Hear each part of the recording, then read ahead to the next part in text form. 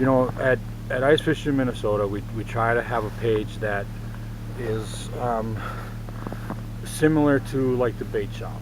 Okay. You know, going into the bait shop and talking about ice conditions and not necessarily like giving the secret bite away, but just saying, hey, you know, we're up here on Red, they're not responding to jigging, the rattle reels are working best. Okay. You know, we're not going to pinpoint that, you know, we're in the West Cove, everybody get over here, you know. But we just want an atmosphere of people that love fishing, that like to talk about fishing, and you know, and one thing that we try to avoid is we always the people who just start fishing that don't know a lot. Okay. We want to have a page where they can come and ask questions without the internet trolls that are like, you know, where can I find fish? Yeah. In the lake. Yeah. You know, but there's always always that guy. Yeah. So how does it work with limits when people leave with fish? On the trout lakes? Yes. You're allowed your 5 fish per person. State regulations. Yeah, that's state and tribal. Okay. State and tribal regulations. You're allowed to 5, and that's mixed between rainbows and brooks. So then the pass that I bought, if I left the reservation and I was pulled over and they seen that trout opener in state is until next weekend. As long as you show them that tribal permit that I bought you're earlier, covered. Yep. I'm covered. Yep.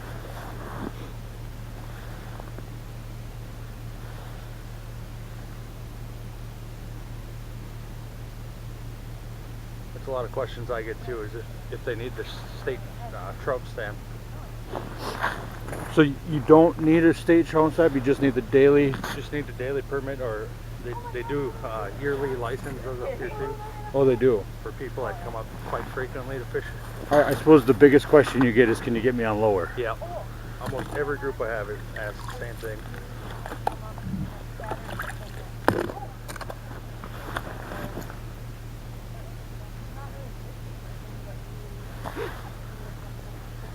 And then now, with fishing on lower,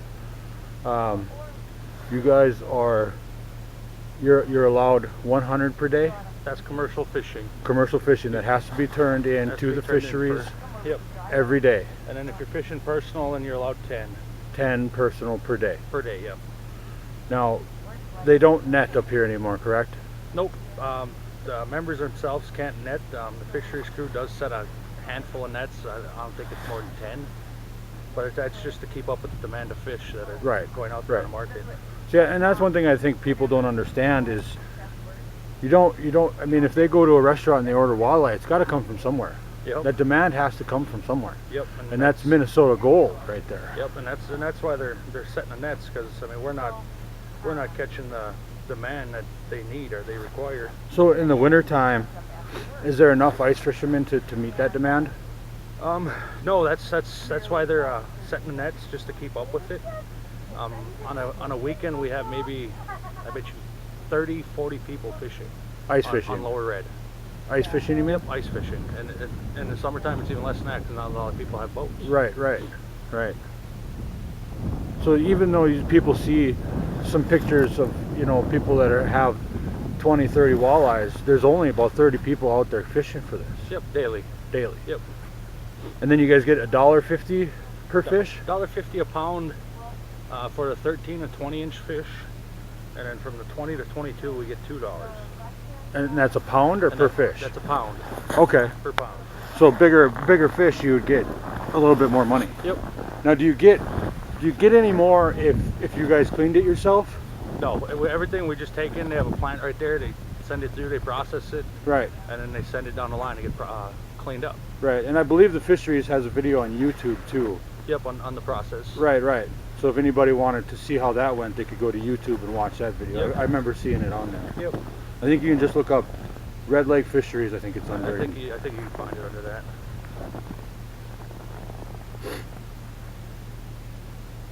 Well, it sure is some good fisheries, you know, in this area. Yep. And you know, like I said before, it's something I think a lot of people don't know about, don't understand. You know, how it all works. State laws are one thing, tribal laws are another. I mean, the biggest thing is it creates jobs for its members here. Yep. You know, it gives people the opportunity to go out and do some guiding and make some money, but it also creates the jobs for the people who work at the fisheries and the people who bring in the fish on a daily level, you know. Yep. And for a majority of the people, they depend on that as their sole income. So I mean, there's people up here that go out from sun up to sundown, just day's work, and back at it the next day again. Well, I mean, to me, that'd be a dream job, to fish and get paid for it. I did that last year full time after I got out of law enforcement. Personally, I wouldn't want to be a guide, and I give you guys a lot of credit for doing it. I love fishing. It's my passion. It's all I think about when I'm not fishing. I'm watching fishing videos and movies and stuff, you know, and making tackle and all kinds of other stuff. But to be a guide, I feel like it would kind of spoil it for me some. It would turn what I love as a passion into a job. Yeah. And I've been asked many times to work for guides and to do some help and stuff, but that's the reason I don't. You know, and I give you guys a lot of credit for doing it. We got a fish on out here.